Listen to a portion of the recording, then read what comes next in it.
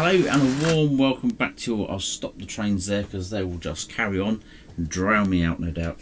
So I'll stop them there.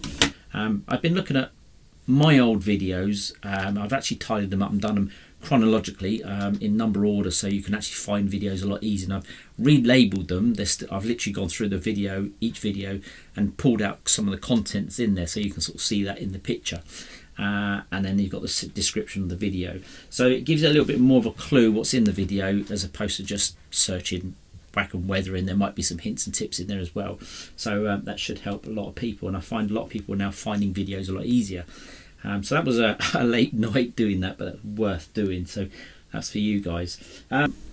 From my previous video number 88 in my catalogue, you'll find that I did a revisiting old stock. Now, some of the old stock I was revisiting pretty much was the old Lima stuff and some of the railroad range. Put my glasses there. So it was all the railroad range, all the pre-early Hornby stuff, things that are bargain bucket, if you want to call it, stuff that we all started out with, and then we passed to our younger generations. So that was the stock that I used. I got quite a few questions, so I thought it'd be quite good to add this to some of these questions that are answered, or questions that are asked me.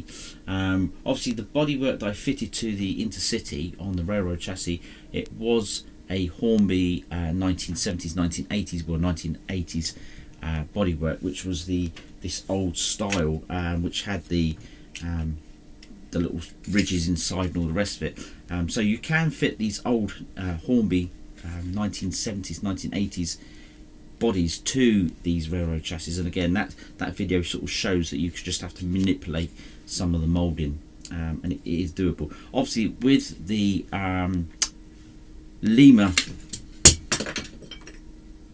oops, didn't know that came off. Well, that's one I've done earlier. Well, that's you already go. Obviously, with the old with the old Lima bodywork, it actually the Lima body shells do actually just clip on as generic. They fit. The one that I had, for some reason, it was slightly different. So whether it been modified, I don't know. Obviously, I bought that on eBay, so that was the reason why I went through the video with the Lima bodywork that I changed. But there was something a little bit different on mine that was really bizarre. But the Hornby ones was one I fitted a little bit further on, and you can see I had to sort of cut some of the mouldings out, and they do fit. And as you can see from just over my shoulder there, you can see I've actually made up a Merlin livery, and this again was using these old bodies, obviously with the nose on it, because this one's come off. So I've got a new project. So yeah, so obviously using these old body shells, and that's what I turned that one into. So it's quite interesting to revisit and just look at these liveries, and I had a lot of fun making that. And that's again, I've done the decals on that, just made up myself. So really happy the way that's come out, and it looks really good going around the layouts, which I'll show you that in a second. So that's really good. That's the HSTs, Bosch done. Not talking HSTs anymore. So that's good. Another one that I've redone just recently was my little Bobo Class 29. Now I've had this an absolute age. I think I was one of the first. It was actually one of the first diesel trains I had. This is the old original Hornby. I think it was 1980. Again, it's the same sort of era, I think, as the HST came out back in its day. The mouldings of Hornby. I've changed the motor inside for a CD motor, so I've taken the old Ringfield motor out. Again, I've just made my own, and that works quite well, and performs quite well actually, so I'm happy with that. I've put some holes at the front, and I've made some lighting, put some lighting inside both ends, so that's really good. I'm really happy with that.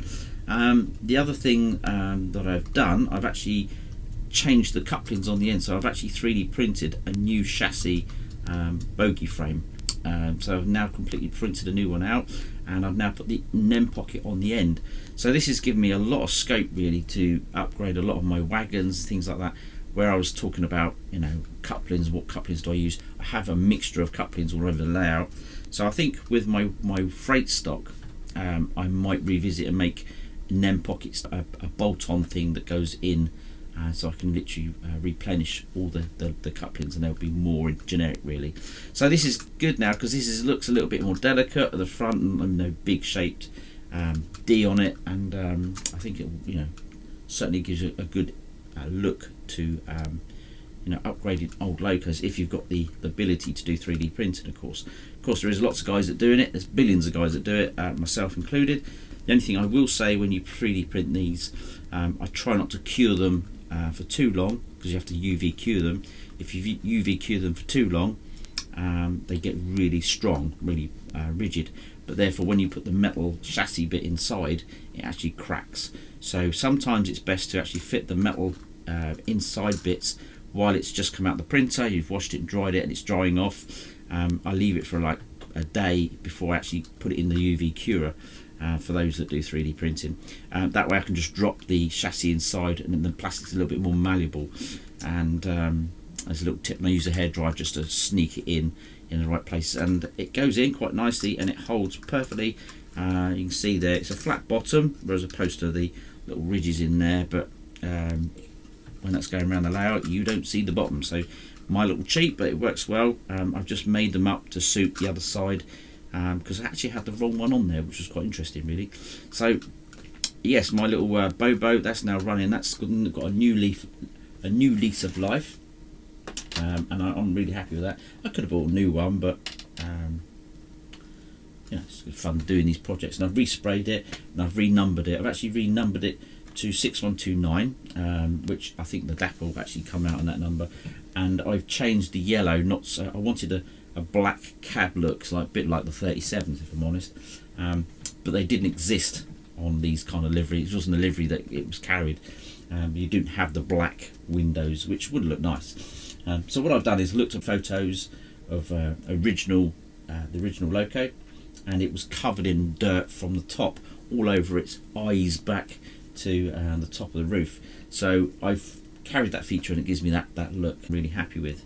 None of these actually survived. These were the class 20 21s 29s. That's what they were developed for. Only a handful turned into 29, not many in real life. I did want the actual numbered engine to be at Old Oak Common, but none of the class 21 29s actually landed at Old Oak Common, and they did. I'd be interested to know if anybody's out there, but I've renumbered it and done it now, so I won't change it. But it'd be interesting to know that, just as a generic information really. But the class 22 did. A few of them landed up at Old Oak, some for a little bit of work in, and some were moving on to be scrapped, but the 29s never did, so don't really fit with my layout. So but yes, it's definitely, it's in the time of the era and all the rest of it. So I do love the class 29, and I've put the 6129 head code on the front there, and just a different on the back there, just to sort of give it a little bit of a choice. So that's good. I was looking through one of my subscribers' videos, and I caught a video actually on I think it was the class 22 that he reviewed. It was Luke Owen. He reviewed the class 22, and I think he said that there's in the video there's actually an engine, just one of the engines of one of these. All the bodywork and all the trains are actually scrapped, so it's in some preservation somewhere. So it's quite interesting. There is one of these engines still scooting around, albeit they were a little bit unreliable, and they all a lot of them caught fire, or the brakes caused a lot of fires on brakes. So the class 29 was not a popular engine, and they only lasted about 13 odd years, so they weren't really in service a long time. But there we go, that's the class 29. And thanks to Luke for your video, and I thought I'd give you a little shout out for your channel. So another little thing that I thought would be good to add to my Cerecidans is these little coaches. Now these are Graham Farish Mark 1 coaches, and these there's still a lot of them around, and they're very cheap as chips because they're very old design, but they are absolutely the same design and spec as a Dreadnought for the Underground. So I'm going to make 2 of these for my Cerecidans. Now I was going to change the cab details and do the thing. I might just make these into coaches. I'm considering to put a little the windows in the front there, and then all the bits on the top, so that is something that's on my mind, but at the moment I'm just converting them. The only difference between this and the Underground stock would be the shape of the air vents. On these coaches they'd be square, but on the dreadnoughts they would actually be more arched, more curved around the tops, and then they have the window bars in each of the windows of the door. So not a lot to change. I've got a little bit of room here to make a cab. I can box that in. I got this idea from the guys at the exhibition at the Great Electric Show, and it's inspired me to do a bit of a coach rebuild. So I might take on some blocking out the window there and changing that. I'm going to see how far it goes with changing the air vents and adding the little bars in the window, and then trying to make it look a wood effect. So that's another thing that I'm going to try and work out how to paint wood. So a little test for me. Right, and I think that'd be really cool to have behind the Sarah Siddons going down on the underground. Hey, so that's good. Right, so let's crack on. One of the questions that I had going back to the parcel, the little vans I made, the rail freight vans, was where do you get the transfers from? I have actually got some. You can get them from Railtech. They have a stock in there, so it keeps us, on there. So go on to the Railtech website. Fox Transfers, I think you'll find they do them as well. So there's quite a few. There's a plethora of people that do these transfers, but I would start with Railtech, and because I bought them and I use them, and I've used Fox Transfer. So again, there's two avenues for you to pursue. I've got a couple more of these. I went to a little show the other day. Noisy. I went to a show the other day and bought a couple more little vans like this. So I will do some more little liveries or change them up.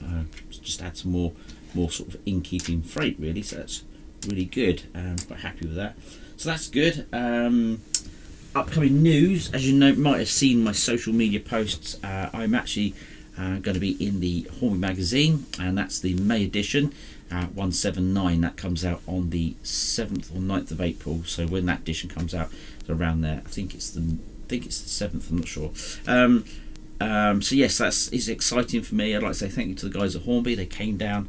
Richard was here, and we filming. We had a good old giggle and a laugh. Had a great day together. Love Richard to bits. It's actually gone to print, I've been told, so it's actually printing through this video. So the time you see this video, it will be out in the shops. Anyway, so that's that. Just any other questions? A lot of people talking about the shed build. Yes, I was going to do the shed build, but I can't get the parts for it at the moment. So this is pretty much a catch-up video. Because I'm trying to do a little bit more videos for you guys to keep you in the know what's going on. So yes, that is still going on, and that will be the next project. I won't be doing any more stock for a while. I'll be actually doing the work on that because I'm quite excited to start that this season. So that's certainly going to be a revamp. Nothing drastic, but a revamp. And as you saw, I was doing some work to the oil depot just behind me there. Still playing around with that, and it probably might develop a little bit more because the changes on the depot here, so they've really got to sort of look in unison with each other, otherwise they'll look a bit odd. It's early days, but this bit here is the only bit I'm sort of toying and tinkering with, which will be my upcoming videos, and it'll probably be a series of stuff. So that's what I'm doing. So there'll be more work, more stuff, and more content for you guys. So that's it, really. That's all good. So I think we'll do some running shots to pretty much end this video. I'm going to do some layout running. I won't put any music to it. Some guys, like the music. Some guys don't. So it's 50-50. So I think what I do in future, if anybody wants to see photo, if I'm doing photo pictures or anything like that, stills, I'll do a bit of music. But if I'm doing a video running, I should probably 9 times out of 10 do pretty much the sounds of the trains, unless it's a small effect. So that's, I think, the general senses from your comments. That's a lot of people. I must admit, I suffer with tinnitus, and trying to listen to trains and music can be a little bit upsetting. I struggle with that sometimes, so I do understand where you guys come from. It is sometimes nice to have just the sound of the trains. It is a debate that's around a lot, music on train videos or just the train sounds. So I don't have many sound fitted locos, so it can be a little bit quiet at times. And that may be the reason why I've added sound to some of my videos, just to bring the ambience up. So that's question and answered there. So that's a little question for you. There was another question, I can't remember. Did I go to Basingstoke? I did go to Basingstoke. Just caught the last day, actually. Sorry for all the other guys that I was going to meet up with. was going to meet up with Susanna, and I apologise for that. Just couldn't make that day. So I only went for literally a couple of hours in the end, or a few hours, and just caught up with Tim from the scrap line. We spent a little bit of time together walking around. I think the main layout I wanted to see really was oak green. I just love oak green. It really is inspirational for me. I think it's a layout that it has small. It's very simple but very complex in lots of ways the way they run it. So I think they really do a good job on that. One of my favourite layouts. So well done them guys, and I do love to visit that when it's around. So exhibitions are coming in. It's good to see you guys. I'm trying to do some exhibitions this year. Obviously I'm working seasonally, so I do work weekends, so this may change the order on which I get to exhibitions, but I will try to get to them as many as I can, and that's just what it is really. The other question was, did I go to Ali Pali? No, I didn't go to Ali Pali. I wanted to go, and I was all set to go, but again I was sort of working, and I wasn't feeling the best, if I'm honest, so I just gave it a miss. So yeah, I know there was lots of bugs and germs and all the rest going around of it, so you know, for me I took the day out and just played trains for the day, so it was quite nice actually, relaxing. I actually started the work on the Merlin that day, so that was what I was doing and finishing that off, so it was good.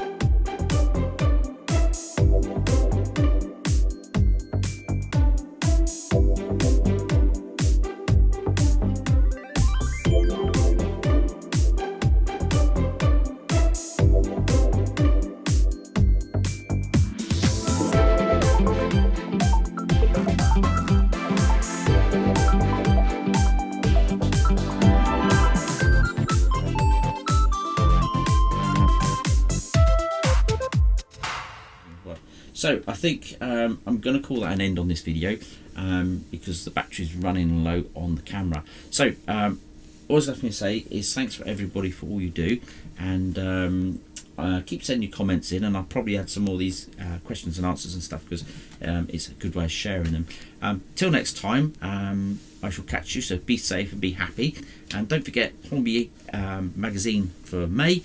You can find everything about me and my little story of my life and the layout. So something, if you're interested, you can check that out. So till next time, happy modelling, as I've just said, and cheerio. See you later, guys. Bye.